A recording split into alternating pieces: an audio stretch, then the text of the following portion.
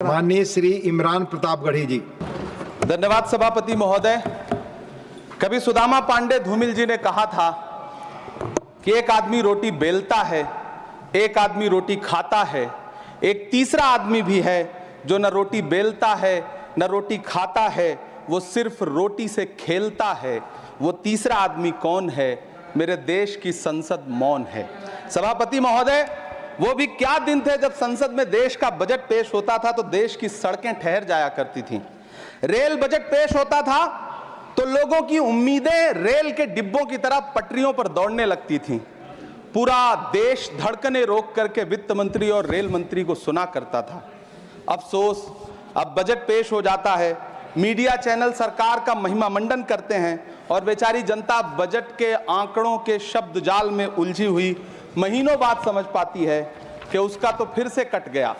सभापति महोदय, पिछले 2 साल अमृतकालीन बजट पेश किए गए और इस बार एक नई शब्दावली गढ़ी गई है, तुष्टीकरण बनाम संतुष्टीकरण का बजट। सभापति महोदय, सुनने में कितना अलंकारिक लगता है ये शब्द। सोच रहा हूं देश की वित्त मंत्री और प्रधानमंत्री जी से पूछूं कि आखिर किसकी संतुष्टि?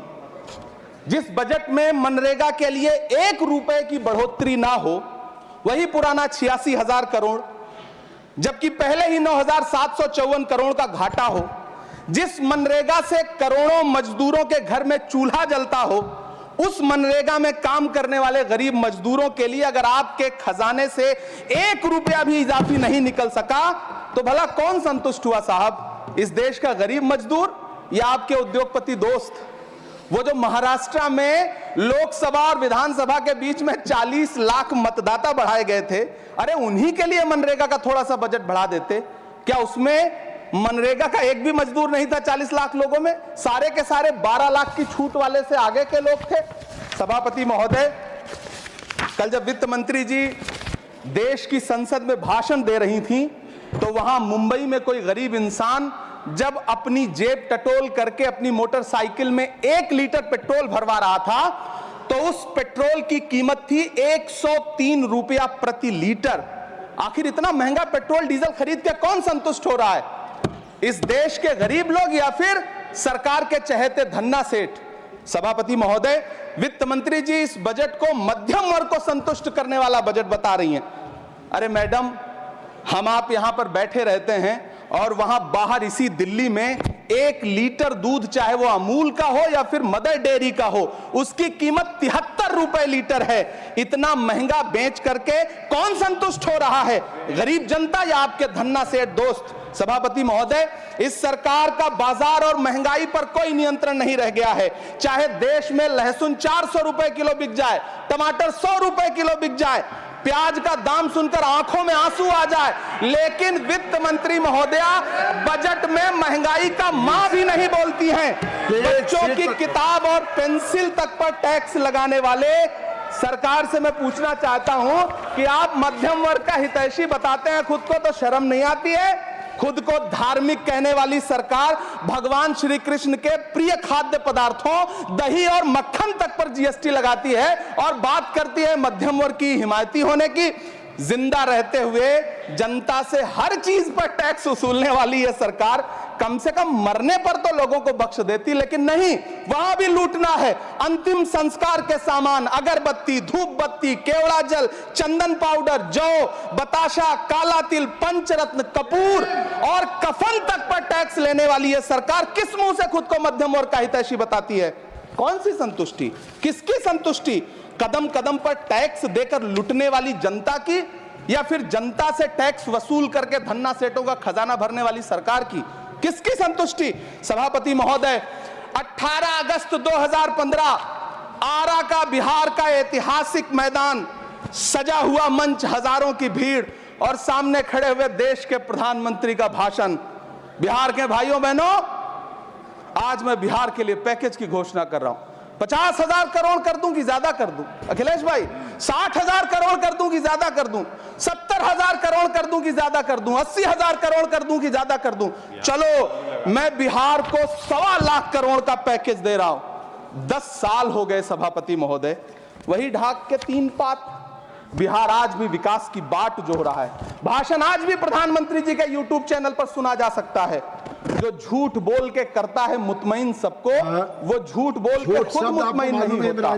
सभापति महोदय, ये तो राहुल जी का असर है। कौन सा शब्द सर, कौन सा शब्द? झूठ। ठीक है सर, मिथ्या बोल करके, जो मिथ्या बोल के करता है मुतमईन सबको, वो मिथ्या बोल के खुद मुतमईन नहीं होता। ये राहुल जी का असर है। जो मखाना बोर्ड की घोषणा हुई, अखिलेश जी आपको याद होगा, भारत जोड़ो न्याय यात्रा में 30 जनवरी 2024 को बिहार के रंगभूमि मैदान में राहुल गांधी जी का पूर्णिया में भाषण था और उसमें मखाना को लेकर उन्होंने आवाज उठाई थी। ये उनका असर है कि आपको मखाना बोर्ड बनाना पड़ा, वरना तो आप मैखाना बोर्ड बनाने वाले लोग हैं। सभापति महोदय, बिहार को झूठे पैकेज और चुनावी दिलासे देना बंद करिए। आज भी जब कोसी में बाढ़ आती है तो पूरा सीमांचल बर्बाद हो जाता है। मैंने उस तबाही को अपनी आंखों से देखा है। 2016-17 की बाढ़ में अपने इन्हीं हाथों से राहत सामग्री बांटी है मैंने। अगर सच में बिहार के लिए कुछ करना चाहते हैं तो बिहार को बाढ़ से बचाने का प्रबंध करिए। पूर्णिया एयरपोर्ट 10 साल से बाट जो रहा है, घोषणा 2014 में हुई, बन के आज तक तैयार नहीं हुआ। अलीगढ़ मुस्लिम विश्वविद्यालय का किशनगंज सेंटर बजट के अभाव में दम तोड़ता जा रहा है। मैंने पिछले बजट सत्र में भी आवाज उठाई थी। आज फिर वित्त मंत्री जी से अनुरोध करना चाहता हूं, दामन फैला करके, कि अलीगढ़ मुस्लिम विश्वविद्यालय का किशनगंज सेंटर बन जाने दीजिए। आखिर कौन सी नफरत है? यह मुल्क हमारा भी है, इस मुल्क की मिट्टी में हमारा भी खून पसीना शामिल है। हमसे इतनी भी क्या नफरत? रिश्तों की ये नाजुक डोरें तोड़ी थोड़ी जाती हैं, अपनी आंखें दुखती हो तो फोड़ी थोड़ी जाती हैं। सभापति महोदय, अल्पसंख्यक मंत्रालय का बजट काटकर मौलाना आजाद नेशनल फेलोशिप बंद कर देना, प्री मैट्रिक स्कॉलरशिप बंद कर देना, नई मंजिल योजना बंद करना, धरोहर योजना बंद करना। 2024-25 के बजट में माइनॉरिटी मिनिस्ट्री के लिए 3183 करोड़ रुपए की घोषणा हुई, लेकिन देश को हैरत होगी कि बाद में समीक्षा करके लगभग आधा कर दिया गया, 1868 करोड़ रुपए। मुझे सरकार से पूछना है कि कौन संतुष्ट हुआ? इस देश का अल्पसंख्यक संतुष्ट हुआ या आप संतुष्ट हुए? किसका संतुष्टिकरण? सभापति महोदय, मैं प्रधानमंत्री जी से कहना चाहता हूं कि आप ही ने 1 मार्च 2018 को किंग अब्दुल्ला को, जॉर्डन के किंग अब्दुल्ला को मेहमान बना करके इसी दिल्ली में एक कॉन्फ्रेंस में कहा था कि मैं मुसलमानों के एक हाथ में कंप्यूटर और दूसरे हाथ में कुरान देना चाहता हूं। कंप्यूटर देने की बात तो छोड़िए, पढ़ाई के लिए जो स्कॉलरशिप मिल रही थी उसको भी छीन लिया आपने। किसको संतुष्ट करने के लिए? हम समझते हैं इस साजिश को। आप माइनॉरिटी मिनिस्ट्री का बजट काटते काटते एक दिन मिनिस्ट्री को ही बंद कर देना चाहते हैं। वो जहर देता तो सबकी नजर में आ जाता, सो ये किया कि हमें वक्त पर दवाएं न दी।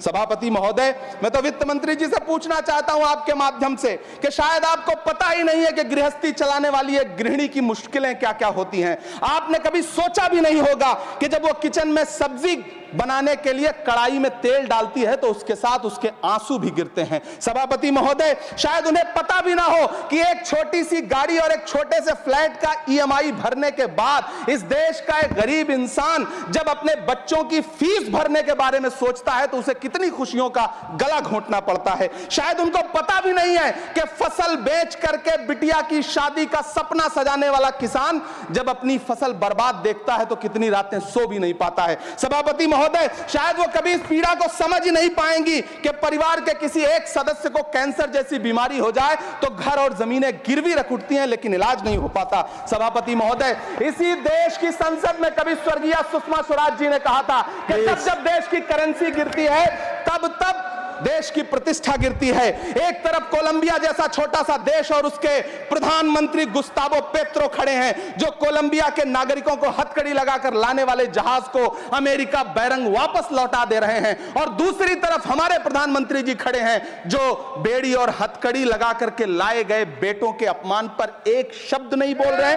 सभापति महोदय, मैं इतिहास के पन्ने पलट रहा हूं, मुझे 2 किरदार याद आ रहे हैं। एक तरफ निक्सन के 7वें बेड़े की धमकियों के सामने लोहे की तरह अडिग इंदिरा गांधी खड़ी हैं, तो दूसरी तरफ खुद ही नमस्ते ट्रंप का नारा लगाते हुए प्रधानमंत्री जी खड़े हैं। मेरे कानों में सुषमा स्वराज जी की आवाज गूंज रही है। बहुत कम बोलने वाले डॉक्टर मनमोहन सिंह ने बहुत ज्यादा बोलने वाले प्रधानमंत्री जी को जब देश की बागडोर सौंपी थी तो $1.58 का था, आज 85 से 87 के बीच में झूल रहा है। इन दिनों रुपए की अहमियत गिरती है तो न तो देश की प्रतिष्ठा गिरती है ना प्रधानमंत्री की गरिमा। जिस देश में 80 करोड़ लोगों को 5 किलो राशन के लिए कतारों में लगना पड़ता हो, उस देश में यह सरकार 12 लाख तक के टैक्स न लेने के लिए अपनी पीठ थपथपा रही है। हुकूमत इस कदर आवाम पर एहसान करती है, ये आंखें छीनती है और चश्मे दान करती है। सभापति महोदय, महाराष्ट्र का भिवंडी हो, मालेगांव हो, इचलकरंजी हो, यूपी का बनारस हो, मुआयमा हो, मुबारकपुर हो, रांची का छोटा नागपुर हो, बिहार का भागलपुर हो, हर जगह बुनकरों की उम्मीदें तोड़ रही हैं, लेकिन इस सरकार के पास उनके लिए कुछ भी नहीं है। मुरादाबाद का पीतल उद्योग, कानपुर का चमड़ा उद्योग, सहारनपुर का लकड़ी उद्योग, फिरोजाबाद का चूड़ी उद्योग, अलीगढ़ का ताला उद्योग, सब सरकारी प्लानिंग से तबाह हो रहे हैं।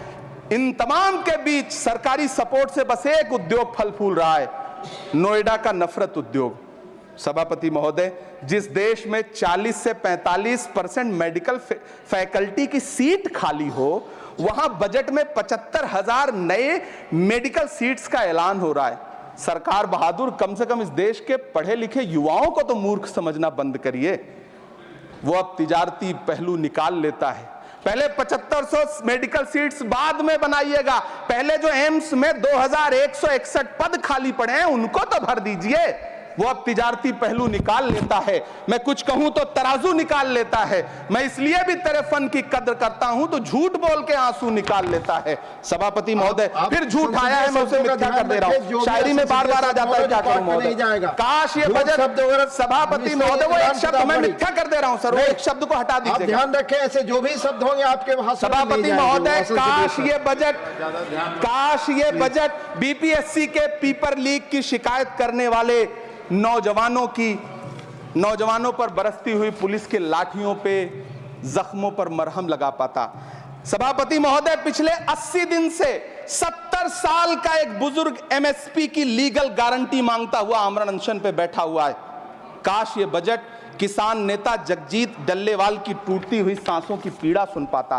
काश ये बजट प्रतियोगी परीक्षाओं की तैयारी के लिए दिल्ली, कोटा, पटना, अहमदाबाद जैसे शहरों में, इलाहाबाद जैसे शहरों में किताबों के साथ गल रहे युवाओं के सपनों को जिंदगी दे पाता।